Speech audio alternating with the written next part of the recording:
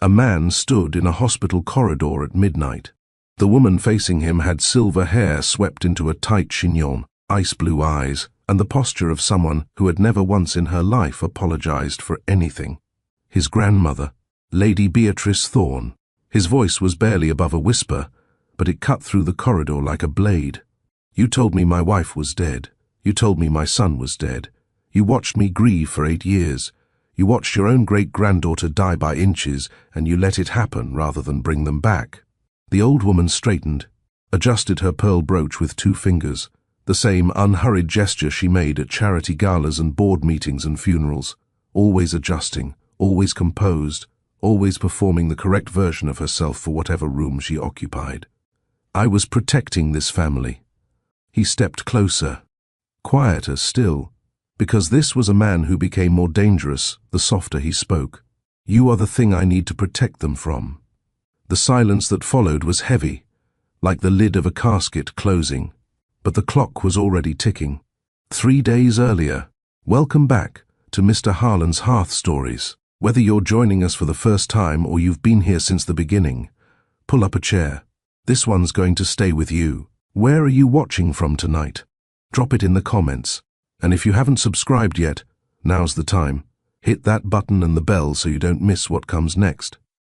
Now, let me tell you about a man who buried his wife, except she wasn't dead. Alaric Thorne stood at the window of a private room at St. Clement's Hospital in Boston, hands in the pockets of his charcoal suit. On his left hand, a wedding band. 8 years after his wife's death, and he still wore it. He had never even considered taking it off. Behind him, his daughter Faye lay in the hospital bed, small for 8 years old, pale in a way that had nothing to do with winter.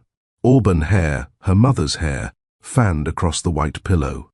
Eyes, the same deep shade as his own, watched him with that quiet stillness that made grown adults lean in and listen even when she hadn't spoken a word.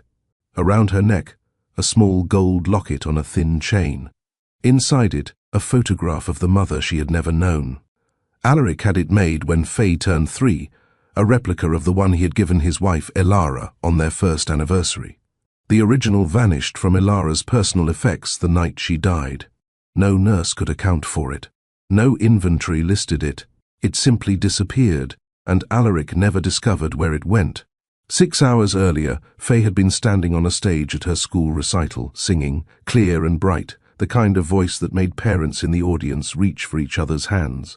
Then, she was on the floor, and the music kept playing for 3 more bars before the pianist realized something was wrong.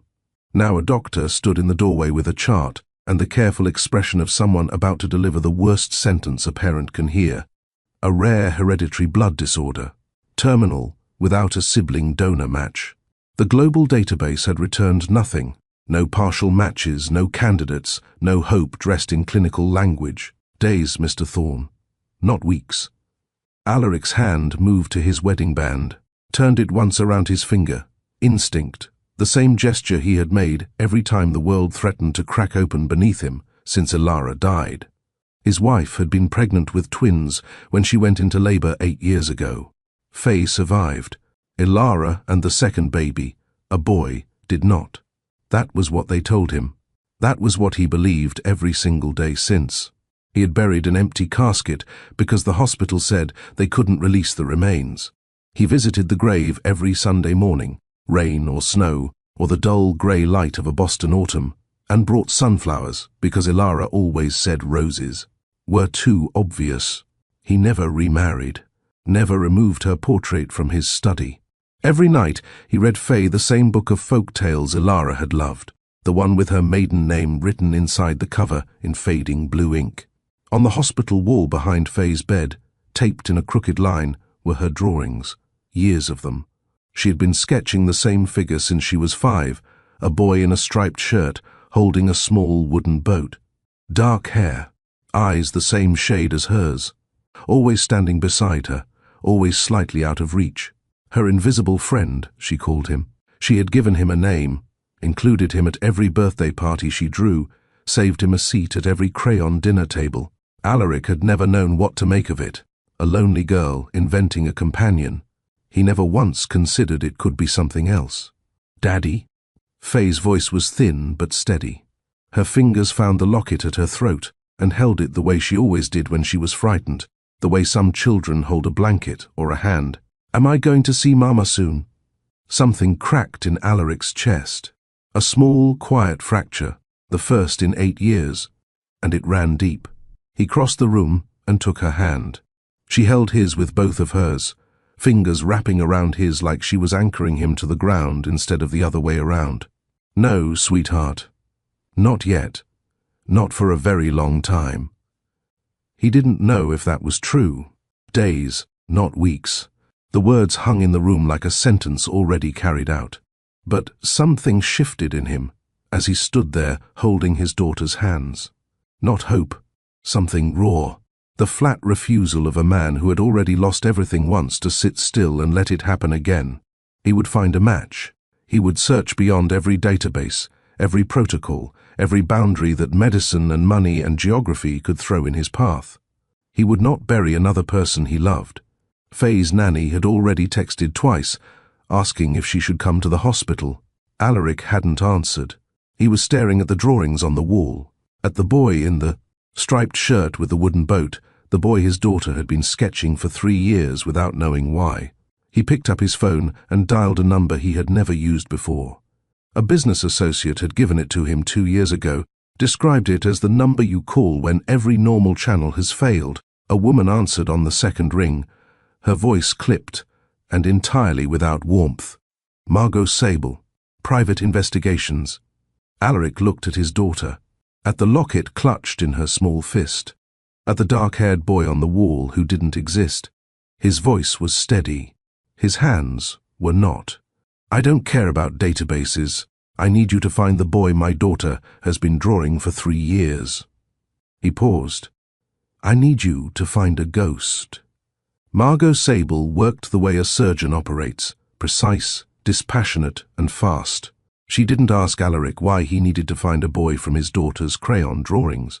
She didn't ask what a billionaire CEO was doing calling a private investigator at 1 in the morning with a tremor in his voice. She took the details, the boy's approximate age, the drawings, the eyes that matched his daughter's, and she went to work. 36 hours. That's how long it took. Standard donor databases returned nothing. Expanded genetic registries across 4 continents. Nothing. International medical archives, private cord blood banks. Even networks she had cultivated over 15 years of finding people who didn't want to be found. Nothing. The boy didn't exist. Except he did. The match came from a place no one would think to look. A fragmented county health record buried in the filing system of a free clinic in rural Maine. An 8-year-old boy. No registered last name. No birth certificate on file. No father listed. He had been brought in twice, once for a broken wrist, once for a fever, and both times the mother had paid in cash and given only a first name. The boy was a partial genetic match for Faye Thorne, not a distant cousin, not a coincidental overlap, a sibling match, a near-perfect one. Margot called Alaric at 3 in the morning. He answered before the first ring finished. "I found something, but it doesn't make sense." "What doesn't make sense?" "This boy has no paper trail, no legal identity, no school enrollment records, no vaccination history filed with the state, nothing. Someone went to extraordinary lengths to make sure he couldn't be traced. It's like he was erased before he was ever born." She paused. "He's a ghost, Mr. Thorne." Alaric was standing in Faye's hospital room. The monitors beeped behind him in their slow, mechanical rhythm. His daughter was sleeping, the locket still clutched in her fist, the way she had held it since the diagnosis, as though the photograph of her mother inside it could keep her tethered to the world. An 8-year-old boy, the same age Faye was, the same age his son would have been, the son who died with Elara during the delivery. He felt the thought rise, and he pushed it down hard, the way you push a door shut against a storm you can already hear coming. Coincidence, nothing more. He couldn't afford to hope. Hope was the thing that would destroy him if it turned out to be wrong. Where? Briar Cove, Maine, small coastal town, barely on the map. Population under 2,000. I can send an associate up there within, I'm going myself. Mr. Thorne, It would be more efficient if I'm going myself. Now, I need you to pause for a second. Some of you already know who this boy is. If you think you've figured it out, drop it in the comments. Let's see who's paying attention. He left before dawn. Arranged round-the-clock specialists for Faye, 3 doctors, rotating shifts, his personal physician overseeing all of them. He kissed his daughter's forehead while she slept. The nanny had arrived at the hospital within the hour of his text and hadn't left Faye's bedside since. She sat in the chair beside the bed, with her hand resting lightly on the sleeping girl's wrist, as if checking for a pulse she needed to feel for herself. Alaric noticed the gesture, thought nothing of it. He would think about it later, much later. Then, Alaric Thorne, a man who owned buildings in 14 cities, whose signature could move markets and whose name occupied permanent real estate on the Forbes list, climbed into a rented SUV at a regional airstrip in Maine and drove north alone. The world changed around him, mile by mile. Boston's glass towers and steel vanished from the rearview mirror, replaced by pine forests so dense the sky shrank to a narrow corridor overhead. The highway thinned to 2 lanes. His phone signal dropped to 1 bar, then surrendered entirely. The smell shifted, leather interior giving way to salt air leaking through the vents, cold and sharp, and nothing like the climate-controlled world he inhabited. He followed the GPS coordinates Margot had sent until the GPS itself gave out, then followed handwritten directions she had added as backup. Turn left at the church with the green roof. Follow the coast road, past the lobster co-op. The pavement ends. Keep going. Briar Cove existed between the trees and the tide, a town that seemed to have decided quietly and firmly that the rest of the world was not its concern. Grey shingle cottages lined a single main street. A cafe with handwritten specials chalked on a board in the window. A bookshop with a cat sleeping on the front step. A dock where lobster traps stood stacked in careful rows, and the water beyond was the kind of cold grey blue that meant the Atlantic was close and in no mood for visitors. He followed the coordinates to the end of a dirt road. The cottage was small, white-painted clapboard, window boxes thick with rosemary and thyme, a clothesline in the side yard with a bedsheet drying in the ocean wind, and leaning against the porch rail, a child's bicycle. Small, the right size for an 8-year-old. Alaric parked. He didn't get out. His hands gripped the steering wheel and stayed there, knuckles whitening, and he could not understand why. He had walked into boardrooms facing hostile takeovers worth billions. He had stared down regulators, rivals, and once, memorably, a senator who tried to bury his infrastructure bid over a private grudge. None of that had made his hands shake. This did. Something about this place. Something about the bicycle. Something about the wind carrying salt and rosemary through the cracked window, and the clothesline, and the herb boxes, and the careful, deliberate smallness of a life that had been built not to be comfortable, but to stay hidden. He got out, walked up the dirt path to the porch. His shoes, Italian leather, absurdly expensive, absurdly wrong for this place, crunched on gravel that hadn't been raked in weeks. He knocked. Footsteps inside. Light ones first, quick, a child's rhythm, then heavier. An adult's. The sound of a hand on a deadbolt. A pause. Someone looking through a peephole or a curtain gap, deciding whether to open the door for the stranger standing on their porch in a suit that cost more than the cottage. The door opened, and Alaric Thorne, a man who had commanded boardrooms, stared down hostile takeovers and buried his wife without breaking in front of a single witness, felt every certainty he had ever held crack straight down the center. Because the woman standing in the doorway was dead. He had buried her himself. Elara, standing in the doorway of a cottage at the edge of the world, alive. Auburn hair pulled back from her face, longer than he remembered, threaded now with early strands of grey that hadn't been there 8 years ago. Brown eyes, older, thinner, harder, the kind of hardness that comes not from cruelty but from carrying something heavy for so long that your body reshapes itself around the weight. But, unmistakable, he knew her face the way he knew the sound of his own breathing. He had traced it in photographs. He had spoken to it in the dark of his study at 2 in the morning, sitting beneath her portrait with a glass he never finished. He had memorized every angle, every line. The woman standing 3 feet from him was not a ghost and not a stranger, and not a hallucination brought on by 40 hours without sleep. She was his wife. She was alive, and she was holding the hand of a boy. The boy was 8 years old. Dark hair that fell across his forehead, the way Alaric's did in every childhood photograph his mother had kept. Eyes the same deep shade as Faye's, as Alaric's own, that particular color that skipped generations in the Thorne family and landed wherever it chose. Sharp jaw, narrow shoulders, a face that was Alaric's face reflected back at him in miniature. Every feature and every angle copied so precisely it stopped the breath in his lungs. The boy tilted his head, studying the stranger on the porch, the way a child studies something that doesn't fit the world as they understand it. The same tilt, the same angle, the gesture Alaric didn't know he made, the one board members had mimicked behind his back, the one Faye had inherited too, passed down through blood like a fingerprint neither parent had chosen to give. He was wearing a striped shirt, and tucked under his free arm, held loosely against his ribs, was a small wooden boat. Alaric couldn't speak, couldn't move.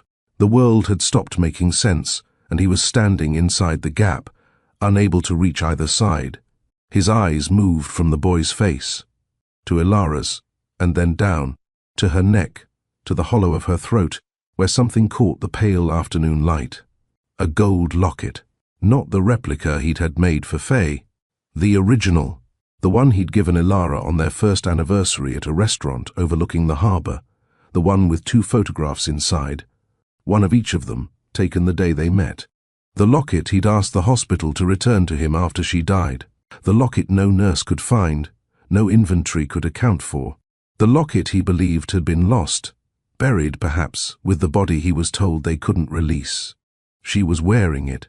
She was alive. She was holding the hand of a boy who had his face. Some truths arrive quietly, a letter, a whisper, a slow understanding that builds over weeks and months until you accept what you already knew. And some truths kick the door down and stand in front of you, holding the hand of a child who shouldn't exist. Ilara moved first. Her arm swept the boy behind her, fast, instinctive, the motion of a woman who had practiced this in her mind 1,000 times. She stepped back from the doorway. Her body became a wall between her son and the man on her porch. "You are not taking my son the way you took my daughter." Her voice was a whisper, more terrifying than a scream would have been, because she meant it, every word. She had been preparing for this moment for 8 years, the day the Thorns came to take what was left. She believed he did this. For 8 years, she had believed that Alaric, her husband, the man who brought her sunflowers and read folk tales aloud in bed, had chosen to keep Faye and discard her and the boy like damaged inventory. The worthy child kept, the rest thrown away. Alaric's voice broke before the words were fully formed. "I thought you were dead. I buried you. I buried our son. I have visited your grave every Sunday for 8 years. The composure that defined him, the quiet control, the voice that dropped instead of rising, the armor of a man who ran an empire, cracked open in that doorway like a window struck by a stone. He was not performing. He could not have performed this if he'd tried. His hands were shaking at his sides. The wedding band caught the light as his fingers trembled. They stared at each other across 3 feet of threshold and 8 years of wreckage. 2 people standing inside the same lie, each convinced the other had set the fire that burned their life to the ground. The boy watched from behind Ilara, silent, watchful. His eyes, the Thorn eyes, moved between his mother and this stranger who looked exactly like him.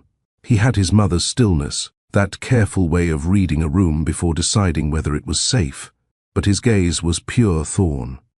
"Who are you?" Direct, honest, the voice of a child who had learned early how to measure danger. Alaric looked at his son, really looked, for the first time, at the dark hair and the sharp jaw, and the eyes that matched his own, and the wooden boat tucked under his arm, and the striped shirt that matched a crayon drawing pinned to a hospital wall, 200 miles south. And whatever was holding him together, the control, the composure, the foundation a billionaire builds beneath himself so the world never sees him falter, gave way. His face broke, not dramatically, not loudly, the way a dam breaks, a single crack, then everything behind it coming through at once. "I'm your father," he said. And for the first time in 8 years, Alaric Thorne cried. They moved inside. Not because trust had been established, it hadn't. Because the boy was watching, and both parents understood, without exchanging a word, that whatever war was being fought between them could not be fought in front of him. Elara gestured to a chair at the small kitchen table. Alaric sat. The boy positioned himself between them, closer to his mother, one hand still holding hers, his gaze never leaving the stranger's face. "You want me to believe you didn't know?" Elara's voice was controlled now, flattened, the way you speak when the alternative is screaming. "That you didn't write these?" She pulled a cardboard box from a shelf beside the window. It was worn at the corners, handled often. Inside, dozens of letters. Cream stationery, heavy stock. Each one embossed with a crest Alaric recognized before his fingers touched the paper. She handed him the first one. The one that arrived 3 days after the delivery. The one that shattered whatever was left of her. The letter read, "You were never fit for this family. I have kept the child worth keeping. Do not contact me again. If you attempt to return, I will ensure you never see either child. This is not a negotiation. This is a fact." Alaric read it. His face changed, not to anger, not at first, to something worse. Recognition. Not of the words. He had never written this, had never thought these words, let alone committed them to paper. But the stationery. The weight of it between his fingers. The embossed crest at the top, the Thorne family insignia, custom pressed, the kind of paper stock that cost $40 a sheet and was made exclusively for one person in the family. "I didn't write this. It has your name on it. I didn't write a single word of this." He turned the paper over, held it up to the grey light from the kitchen window. His fingers traced the crest, the monogram beneath it. Not his initials. "But I know whose stationery this is." His grandmother's personal letterhead, Lady Beatrice Thorne, the woman who had adjusted her pearl brooch at charity dinners and board meetings and funerals. The woman who had told him his wife was dead and watched him grieve and never, not once in 8 years, let the mask slip. The silence that followed was not empty.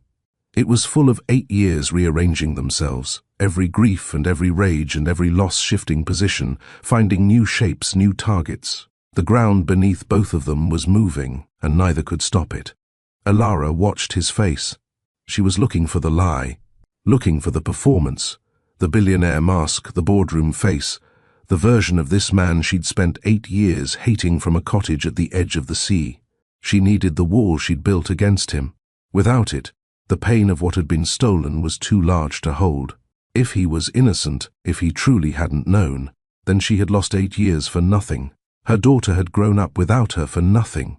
And that was almost worse than the alternative. But what she saw on Alaric's face wasn't a performance. It was devastation, genuine, raw, the kind you cannot manufacture. The look of a man realizing that the person who destroyed him shared his last name and his blood. She didn't trust him. Not yet. Maybe not for a long time.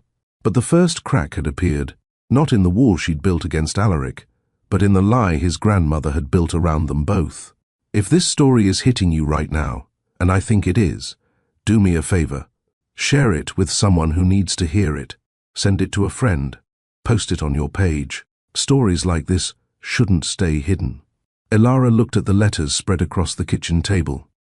8 years of venom on cream paper. Then she looked at the man sitting across from her, the man she had hated for 8 years, the man who was holding the very first letter like it had burned him. "Your daughter is dying," she said quietly. Not cruelty, not accusation. A fact laid on the table next to the letters, next to the ruins of everything they thought they knew. "My son can save her. But I'm not doing this for you, Mr. Thorne. I'm doing this for her." She reached for the boy's hand. He took it without hesitation, standing from his chair with the wooden boat still tucked under his arm, and his eyes still fixed on the face that mirrored his own. "Take us to the hospital." 3 hours. That's how long the drive from Briar Cove to Boston took, and every minute of it carried a weight that pressed against the windows of that rented SUV like deep water. Alaric drove. Elara sat in the passenger seat, spine straight, hands folded in her lap, eyes fixed on the road ahead. She had positioned herself as far from him as the seat allowed, her shoulder nearly touching the door. The distance was deliberate, physical, a boundary drawn without a word spoken. The boy sat in the back, quiet, watching everything with those eyes that missed nothing. The wooden boat rested on his lap, and his fingers moved along its hull, the way a child touches something familiar when the rest of the world has become strange. He watched the pine forests give way to suburbs, the suburbs thicken into highway, the highway widen into the outskirts of a city he had never seen. He watched his mother's rigid posture, and the way her jaw tightened every time the man behind the wheel shifted in his seat. He watched the stranger's hands on the steering wheel, large hands, steady now, the wedding band catching light whenever they passed under a street lamp. Nobody spoke for the first hour. The silence was loaded with 8 years of unsaid things, accusations and questions and grief and fury all pressing against each other with nowhere to go. It was the boy who broke it. "Is my sister nice?" Both adults flinched, the same flinch, at the same moment, as if the words had touched the same nerve in both of them simultaneously. "My sister." He didn't say the girl or your daughter. He said my sister, claimed her with 2 words, as though she had always belonged to him, and the only thing missing had been the introduction. Alaric's hands tightened on the wheel. He glanced in the rearview mirror and found those familiar eyes waiting for an answer. She draws pictures of you." "What?" "She's been drawing a boy who looks like her for 3 years, a boy in a striped shirt holding a wooden boat. She calls him her invisible friend. She didn't know who he was." He paused, swallowed. "But I think she's been drawing you, Leo." The boy, Leo, looked down at his boat, at his striped shirt, then back at the mirror. His expression didn't change, but something shifted behind his eyes, a door opening onto a room he had always sensed was there, but never been allowed to enter. "I dream about a girl sometimes," Leo said. His voice was matter-of-fact, the way children speak about things they have accepted long before adults are ready to hear them. "She's singing, on a stage, and then she falls down, and I can't get to her." The car went silent again, but it was a different silence now. Not the loaded, hostile quiet of 2 strangers trapped together. Something else. Something fragile and enormous that none of them had words for. A girl who drew a boy she had never met. A boy who dreamed of a girl he had never seen. Twins separated at birth, reaching for each other across 8 years and 200 miles through crayon and sleep. Ilara's hands unfolded in her lap. One of them rose to the locket at her throat. She held it, and her eyes closed for 3 seconds, no more, before she opened them again and stared straight ahead at the highway unspooling toward Boston. St. Clement's Hospital appeared through the windshield just after sunset. Alaric pulled into the private parking structure beneath the building, the one reserved for donors and board members, the one with his name stenciled on a concrete pillar. He killed the engine, looked at Ilara. She was already unbuckling her seatbelt, already reaching back for Leo's hand. "I'm not here for you," she said without turning her head. Her voice was flat and final. "I'm here for her." She pushed open the door and stepped out into the underground garage, holding Leo's hand, and walked toward the elevator with her head high and her shoulders squared. She was not a ghost returning from the dead. She was not a victim crawling back into the world that had discarded her. She was a mother walking toward her daughter for the first time in 8 years, and whatever stood between them, security desks, hospital protocols, a billionaire's name on every plaque in the building, would move or she would move it. Alaric walked beside her. He matched her pace but kept space between them. Half a step, maybe less, but deliberate. He didn't touch her, didn't guide her. He understood, in the way that people understand things they feel rather than think, that Ilara was in control of this moment, and anything he did to change that would cost him whatever fragile ground remained between them. They rode the elevator in silence. Leo stood between them, holding his mother's hand with his left and his wooden boat with his right, watching the floor numbers climb. The pediatric ward was quiet at this hour. Low lights, the distant sound of a television playing cartoons in an empty waiting room. A nurse looked up from her station, saw Alaric, and began to stand, then stopped, stared. Her eyes had moved past him to the woman at his side, and something in her expression shifted from recognition to confusion to something she couldn't quite place. Faye's room was at the end of the corridor, glass-walled, monitors visible from the hallway, blinking their steady rhythm. The drawings were still pinned to the wall behind her bed, the boy in the striped shirt, the wooden boat, the invisible friend she had carried with her through 3 years of crayons and colored pencils, and the quiet certainty that somewhere, somehow, she was not complete. Faye was awake, propped against pillows, the locket resting on her collarbone, her auburn hair limp against the white cotton. She was thinner than she had been 2 days ago. The illness was moving fast, carving away at her in increments that showed in the sharpness of her wrists and the hollows forming beneath her cheekbones. But her eyes were open, clear and watchful, the thorn eyes, the ones that saw everything. She turned her head toward the glass partition that separated her room from the adjacent space, and she went still. Leo was standing on the other side, looking at her through the glass, the wooden boat in his hand, the striped shirt on his body, the face that matched hers, not identically, not the way a photograph matches its subject, but the way a left hand matches a right. The same structure reversed, the same bones, the same angles, the same eyes looking back at her from a face she had been drawing for 3 years, without knowing why. Her monitors shifted. The heart rate climbed, not dangerously but noticeably. The steady beep quickened. Something in her body recognized something in his before her mind caught up, before language or logic or any of the frameworks adults use to make sense of the impossible could intervene. She whispered to the nurse standing beside her bed. 5 words. Quiet. Certain. The most important sentence she had ever spoken. "That boy has my eyes." The nurse looked through the glass, then looked again, then turned slowly toward Alaric, who was standing in the doorway with an expression on his face that she would later describe to her colleagues as the look of a man watching a miracle he wasn't sure he deserved.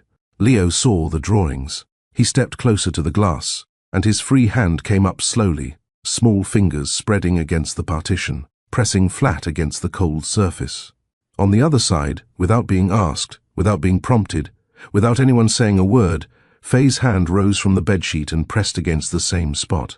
Palm to palm through half an inch of glass, 2 children separated before their first breath, meeting for the first time through a window. Tell me in the comments, did you feel that? Because I felt that. The moment held. The monitors beeped. The nurses stood frozen.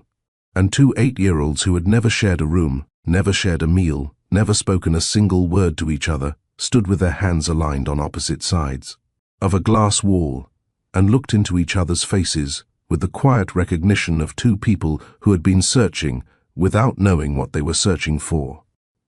Then Leo was moved into the preparation area. The medical team explained the procedure, factual, careful, calibrated for an 8-year-old's understanding. They told him what would happen, what he would feel, how long it would take. Leo listened the way he listened to everything, still, absorbing, processing. He was scared. He was 8 years old, and the room was full of equipment he didn't understand, and the adults around him kept using words he didn't recognize. But he didn't complain. He didn't cry. He squared his shoulders, the same motion Ilara made when she was protecting someone, the same unconscious straightening passed from mother to son, and he nodded. Before they took him, he turned, walked away from the medical team, and stood directly in front of Alaric, those familiar eyes meeting their mirror. The boy had to look up. Alaric was over 6 feet, and Leo barely reached his chest, but the angle didn't diminish him. If anything, it made the moment sharper. A child looking up at the man who was supposed to have been there and wasn't. "I used to think fathers were heroes," Leo said. His voice was quiet, not dramatic, not rehearsed. The honest statement of a boy who had grown up with stories and dreams and an empty space where a father should have been. But heroes don't leave their families behind. Alaric had no answer. 8 years of grief and guilt collapsed into a single sentence from a boy who had every right to hate him. He opened his mouth, closed it. The CEO who could command a room with 6 words stood speechless in front of a child holding a wooden boat. Then, The locket. Ilara was standing near the doorway of the preparation area, watching Leo with the focused intensity of a woman who would burn the building down before she'd let anything happen to her son. The corridor light fell across her collarbone, and the gold at her throat caught it. The locket, his locket, the one he had given her at a harbour restaurant on their first anniversary, the one that vanished from her personal effects the night he was told she died. Alaric stared at it. His hands began to shake, the same tremor from the cottage porch, the same involuntary response his body produced when the truth was too large for his mind to hold. The locket hadn't been lost in the confusion of that night. It hadn't been misplaced or stolen by a stranger. It had been taken, deliberately, kept with Ilara, given to her perhaps, or left with her as a final cruelty, because someone understood that the locket would keep the wound open, would remind her, every day, of the man she believed had thrown her away.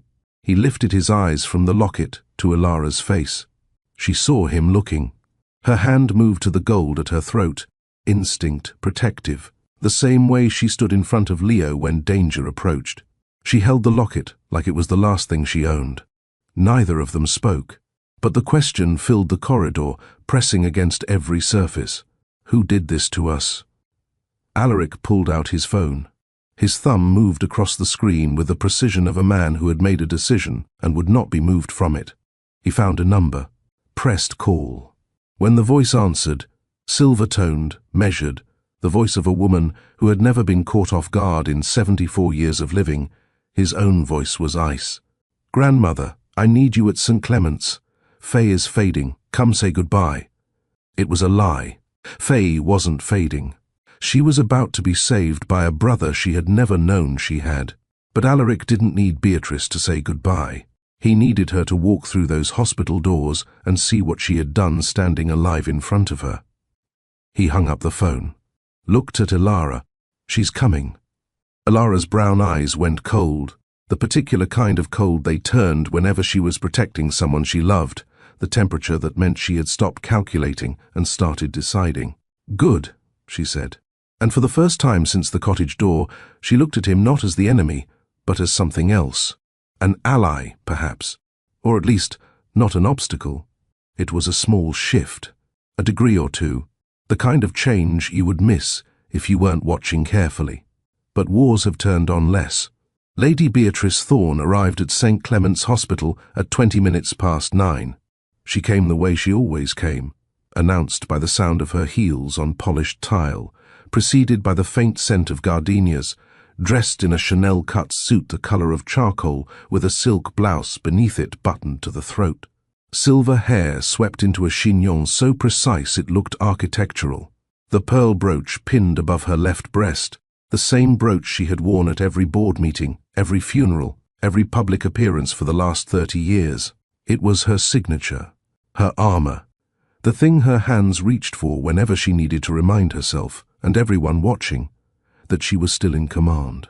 Under her arm, a monogrammed leather portfolio, the kind she carried everywhere, the kind that contained documents and directives and whatever instruments of control the current situation required. She walked through the hospital's main atrium the way she walked through every room she entered, as though it belonged to her. And in a sense, it did.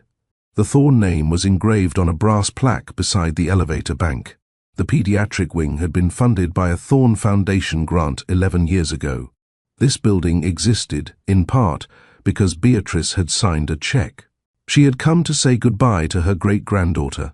That was what Alaric told her on the phone. Faye was fading. Come now. And Beatrice had arranged her face into the appropriate configuration.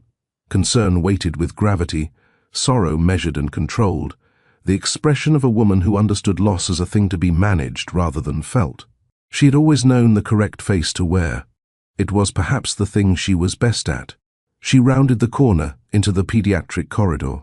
The attending physician was there, standing near the nurse's station with a chart in his hands, and the cautious expression of a man who understood he was about to witness something above his pay grade. 2 family lawyers, both from the Thorne Estates legal team, stood against the far wall with their briefcases and their carefully blank faces.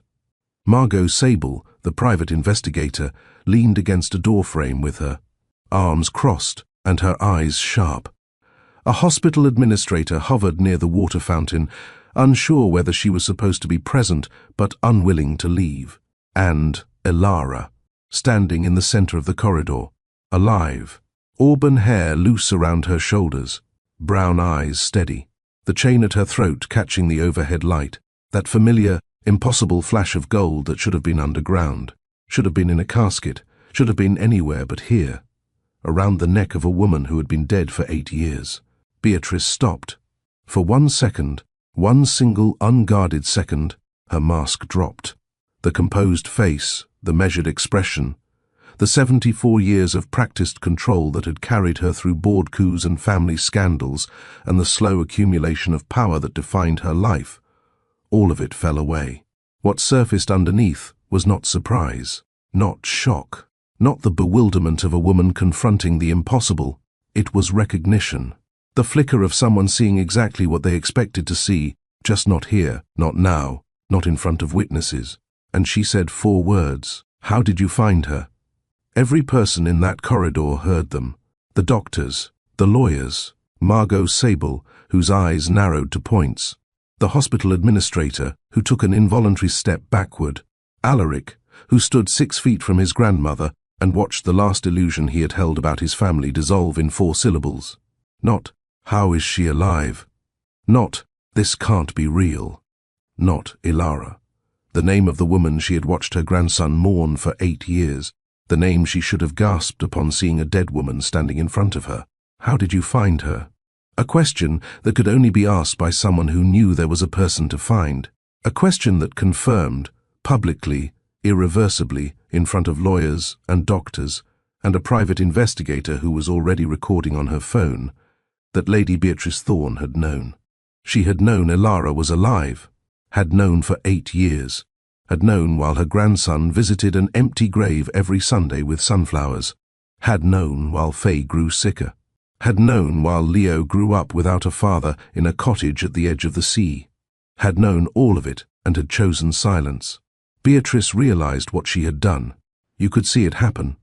The flicker behind her ice-blue eyes, the micro-expression of a chess player who has moved the wrong piece and sees the board collapsing 3 moves ahead.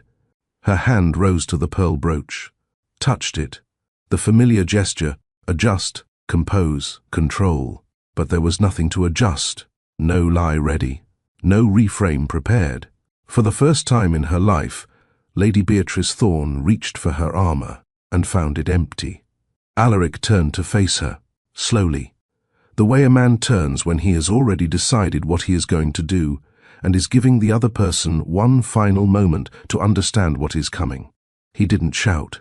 His voice dropped, the way it always did when he was at his most dangerous, the way it had dropped in that corridor in the flash forward that opened this story. Quiet, controlled, each word placed like a brick in a wall being built around her. You told me my wife was dead. He took a step toward her. You told me my son was dead. Another step. You watched me grieve for 8 years. You watched me stand over an empty grave every Sunday morning. You watched me raise our daughter alone. Watched her get sicker and sicker and sicker, and you let it happen. You let all of it happen, rather than bring them back. Beatrice straightened. Even now, even cornered, even exposed, even standing in a corridor full of witnesses who had heard the 4 words that ended her. She lifted her chin, adjusted the brooch one final time, a reflex, muscle memory, the body performing composure even as the foundation crumbled beneath it. I was protecting this family. Alaric stopped, 1 step away from her, close enough to see the faint tremor in her lower lip, the only crack in 74 years of control. His voice dropped to its lowest register, the whisper that carried like a blade. You are the thing I need to protect them from. Now that was 8 years coming. If you've been waiting for that moment, and I know some of you have, hit that like button. Let me hear it. The corridor was silent, the kind of silence that has weight and texture and presses against your chest. Alaric turned away from his grandmother, turned his back on her, a gesture more dismissive than any words, and faced the family lawyers standing against the far wall. His voice was controlled, final, the voice of a man issuing directives that would not be debated, amended, or delayed. Emergency board meeting, tonight. I want her name removed from every document that carries the Thorn crest. Board seat, title, property access, foundation privileges, all of it. Tonight. He turned back to Beatrice. You will leave this hospital. You will leave the estate. You will not contact my wife, my daughter, or my son. If you come near any of them, ever, I will make sure every newspaper, every network, and every financial desk in this country knows exactly what you did, what you forged, who you erased. Beatrice's eyes flickered. For one moment, one brief human moment beneath the armor and the pearls, and the 74 years of accumulated power, something passed across her face. Not regret, not shame. Beatrice Thorn was not built for those emotions, had perhaps never been capable of them. Something closer to recognition. The cold, clear understanding that she had, for the first time in her life, lost a game she didn't believe she could lose. She adjusted the brooch one final time, picked up her monogrammed portfolio from where it rested against the wall, and she walked toward the elevator with her spine straight and her chin high and her heels clicking against the tile in that measured, unhurried rhythm. The walk of a woman who refused to let anyone see her run, even when the building was falling around her. She didn't look back, not at Alaric, not at Ilara, not at the corridor full of people who had just watched the most powerful woman in the Thorn family stripped of everything that made her powerful. The elevator doors opened. She stepped inside, pressed the button for the ground floor. The doors closed. The corridor exhaled. But Alaric didn't feel relief. He felt the opposite, the cold, certain knowledge that a woman like Beatrice doesn't surrender.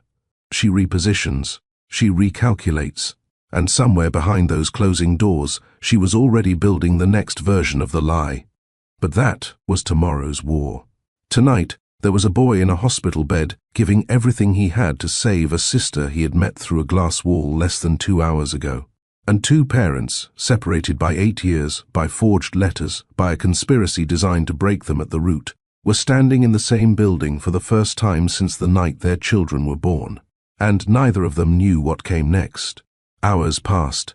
The hospital settled into its nighttime rhythm, the low hum of machines, the soft footsteps of nurses changing shifts, the distant chime of an elevator arriving at empty floors. Leo was resting in a recovery bed, tired but alert, his eyes tracking every nurse who entered and exited the room with the watchful patience of a boy who had learned young that the world required careful observation. The wooden boat sat on the bedside table where he had placed it before the procedure, upright, facing the window, as though it too were keeping watch. The medical team had been cautious in their optimism. The procedure went well. The match was strong, stronger than anything the attending physician had seen in 20 years of practice. Siblings are often good matches, the doctor told Alaric in the corridor, choosing his words with professional care. But twins, this is something else. The compatibility is extraordinary. Because of course it was. Of course, two children who had been reaching for each other through crayon drawings and dreams for 8 years would match at the cellular level. The connection between them had never been broken. It had only been hidden. Phase monitors changed, not all at once, not the dramatic reversal that happens in films, where the numbers climb and the music swells and everyone in the room exhales at the same moment. This was slower, quieter, a gradual turning, like a tide that had been going out for weeks finally pausing, holding and beginning, almost imperceptibly, to come back in. Her oxygen levels stabilized first, then her heart rate settled into a steadier pattern. The color returned to her cheeks in degrees so faint you had to be watching constantly to notice. And Alaric was watching constantly. The grey undertone that had been advancing across her skin for days began to retreat, replaced by something warmer. Faint, but there, like dawn arriving through fog. The doctor studied her charts at midnight, looked up, met Alaric's eyes. She's stabilizing. It's early. We won't know the full picture for days. But the signs are strong, Mr. Thorn, very strong. They moved Leo into Faye's room, side by side. 2 beds separated by 3 feet of tile floor and 8 years of stolen time. For the first time in their lives, the twins were together, sharing the same air, the same 4 walls, the same quiet space. Faye turned her head on the pillow and looked at her brother. Leo turned his head and looked at his sister. Neither spoke for a long time, the kind of silence that isn't empty, the kind that happens when two people are saying everything that matters without using words. Faye reached out first. Her hand extended across the gap between the beds, small, thin, the IV line trailing from her wrist like a tether. Leo met her halfway. His fingers wrapped around hers, and she held on with the same grip she used when she held Alaric's hand, both hands tight, anchoring. "I always felt like someone was missing," she said. Her voice was thin from exhaustion, but steady with the particular conviction of a child stating something she has known for as long as she can remember. Leo squeezed her hand. "Me too." They didn't let go. Not when the nurses came to check vitals, not when the lights dimmed to their overnight setting, not when the monitors beeped their slow, steady confirmation that Faye Thorne was, against every prediction made 48 hours ago, going to live. Their fingers stayed intertwined, two hands that had never touched before, holding on as though they had been practicing for this moment their entire lives. Elara stood in the doorway. She had not moved from that spot for nearly an hour. Silent tears ran down her face, and she made no effort to wipe them. She was looking at her daughter, the baby she had last held when she was 3 minutes old, the girl she had watched grow up through photographs smuggled out of a mansion she had never been allowed to enter. 8 years of school pictures and birthday snapshots and crayon drawings passed from hand to hand in secret, each one a gift and a wound at the same time. And now here she was, Faye, auburn hair and the Thorne eyes and the tilt of the head, real, breathing, alive, reaching for her brother's hand the way she had been reaching, in her drawings, for years. Faye looked up from the bed, saw the woman in the doorway, tilted her head, that familiar angle, the unconscious gesture that passed through the Thorne bloodline like a watermark. She studied Elara's face with the careful attention she gave to everything, the same attention she gave her drawings, her songs, her invisible friend who turned out to be real. "Are you Leo's mom?" Elara's throat closed around the words. It took her 3 attempts to speak. "Yes." Faye considered this. Her eyes moved from Elara's face to the chain at her throat, the locket, the twin of the one Faye wore around her own neck. 2 lockets, one original, one replica.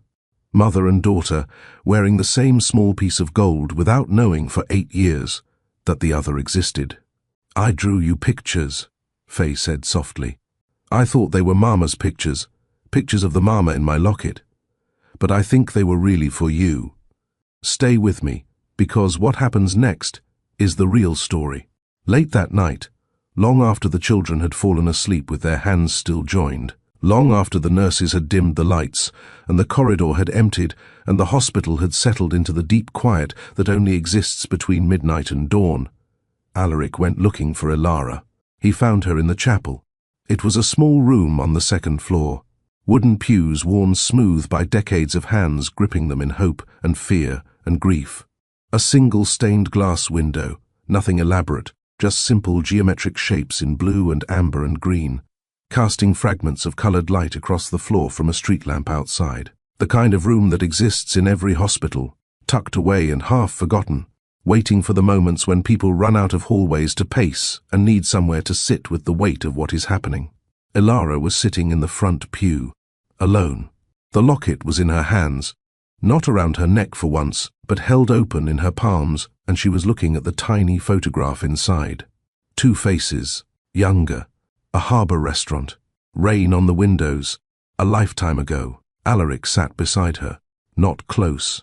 He left the space of a full person between them, the respectful distance of a man who understood that whatever existed between them now was not his to define. He had no right to close the gap. The gap was hers. She would close it when she was ready, or she wouldn't, and either way it was her decision to make. The silence held them both for a long time. The colored light shifted across the floor as a car passed outside, sending the blues and ambers drifting slowly across the tiles. Then Alaric spoke.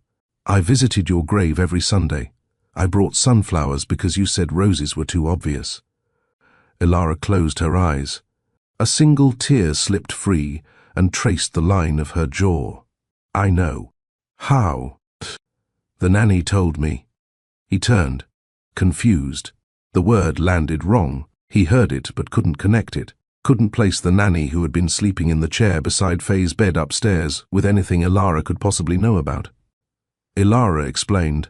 2 years ago, she had found the young woman, the kind assistant Beatrice had sent to the house during Ilara's pregnancy, the one who had been gentle and quiet and had brought Ilara tea when the rest of the household treated her like an inconvenience to be managed. After the separation, after the forged letters, after years of hiding in Briar Cove and raising Leo alone, Ilara had tracked this woman down, contacted her, asked her to go back into the Thorne household, to apply for the nanny position, to become the eyes and ears Ilara couldn't be.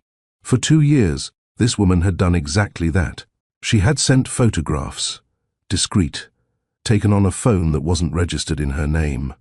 Report cards photocopied at the school office, drawings peeled carefully from refrigerator doors, updates typed late at night after Faye was asleep, videos of school plays filmed from the back row, recordings, brief, imperfect, precious, of Faye, humming in her sleep the same melody Ilara used to sing when she was pregnant and the twins were still together inside her. Ilara had a shoebox in the cottage in Briar Cove, printed photographs organized by year. Faye at 6, grinning with a gap where her first tooth had been. Faye at 7, painting at the kitchen table with concentration so fierce it made Ilara laugh and cry at the same time. Faye at 8, standing on a stage in a blue dress, mouth open in song. The recital. The last photograph before everything changed. "I never stopped being her mother," Ilara said. Her voice was barely audible, the words shaped more by breath than sound. "I just had to do it from a distance." Alaric absorbed this, the scope of it, the discipline it required, the love it demanded, not the love of grand gestures and public declarations, but the harder kind, the kind that endures in silence and shadow and asks for nothing in return. The fact that Ilara, who believed with every fibre of her being that Alaric had thrown her away, who had spent 8 years building a life around the certainty that the man she married was a monster, had still loved their daughter enough to plant someone in his household just to watch Faye grow up from 200 miles away. "Why didn't you come sooner?" "Because I believed you didn't want me." Her voice dropped to something raw and exposed, a frequency below composure, below the strength she had carried for 8 years.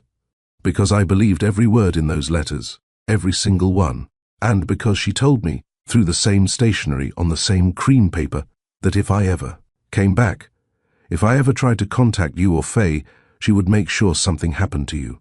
Not a legal threat, not a financial one, something permanent." That landed. It landed in Alaric's chest like a physical blow. Beatrice hadn't just lied. She hadn't just forged letters and separated a family and watched her grandson grieve over an empty casket. She had threatened murder. And Ilara had believed it enough to stay hidden, to raise their son in a town that barely existed on a map, to watch her daughter's life unfold through smuggled photographs, rather than risk the possibility that Beatrice would follow through. Ilara stayed away to protect him, the man she thought had destroyed her, the man she had every reason to hate.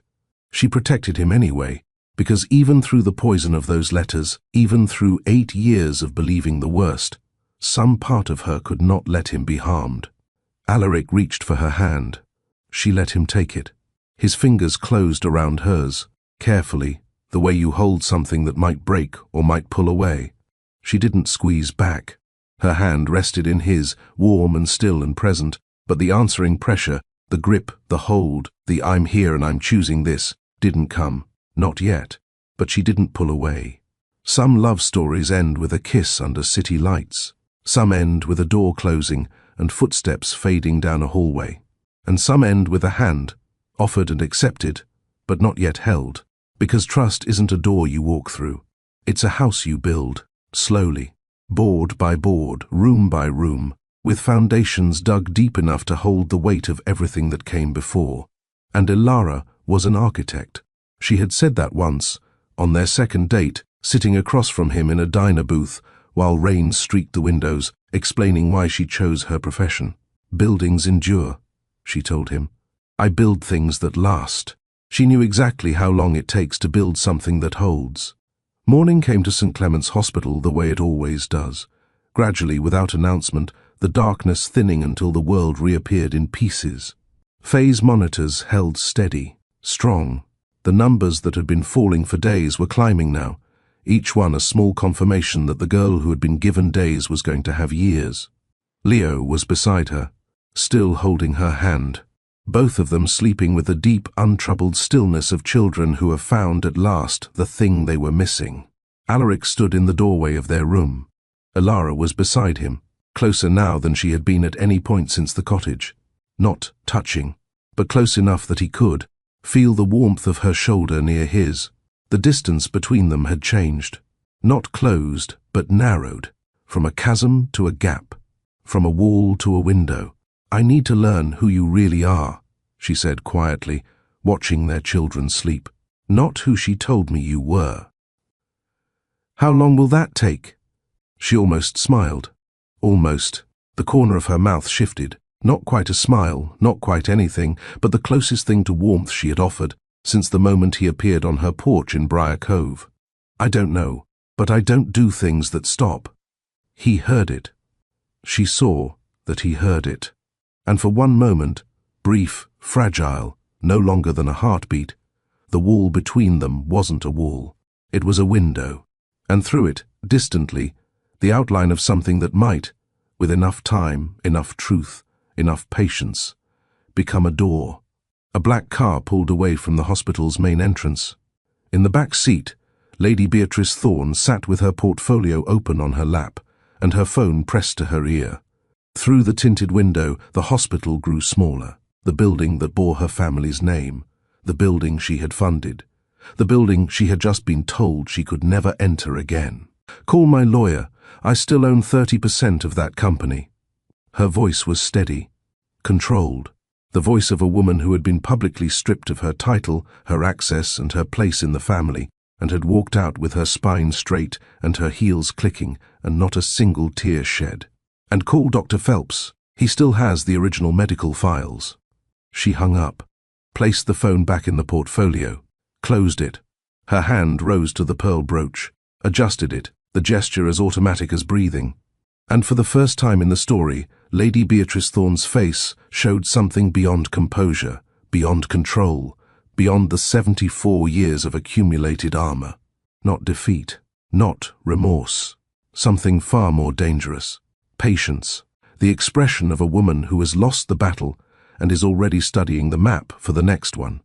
The stolen life was over. The lies on cream stationery had been exposed. The twins were together, their hands joined, their blood already doing the work of healing what 8 years of separation had damaged.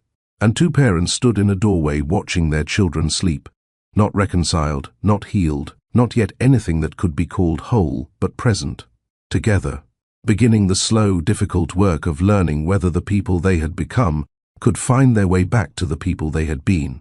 But the war for the Thorne legacy, that was just beginning. If you want to know what Beatrice does next, and trust me, she is not finished, subscribe and hit that bell. Part 2 is coming, and it is going to change everything. Drop a comment. What do you think Beatrice has on Dr. Phelps?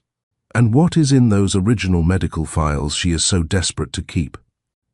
I will see you at the hearth.